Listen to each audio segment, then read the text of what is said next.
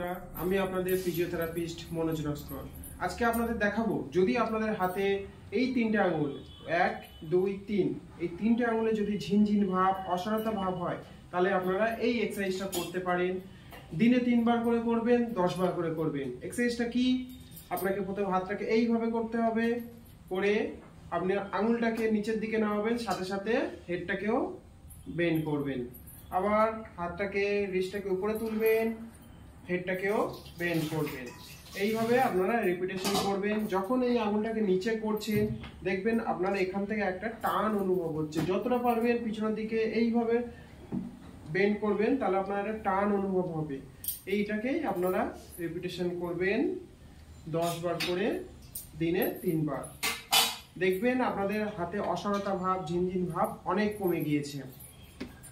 যদি আমার এই ভিডিওটা ভালো লাগে আপনাদের তাহলে আপনারা কি করবেন? লাইক করবেন, শেয়ার করবেন, আর প্রচুর ভাবে ভালোবাসা দেবেন। আপনাদের আরো কি বিষয় জানার আছে সেটা আমাকে কমেন্ট করে জানাতে পারেন। আর আমার এই সেন্টারটি আছে হরিশঙ্করপুরে, মগরাহাট হরিশঙ্করপুরে অবস্থিত। আর আমার ফোন নাম্বারটাই আপনারা ডেসক্রিপশন বক্সে পেয়ে যাবেন। নমস্কার।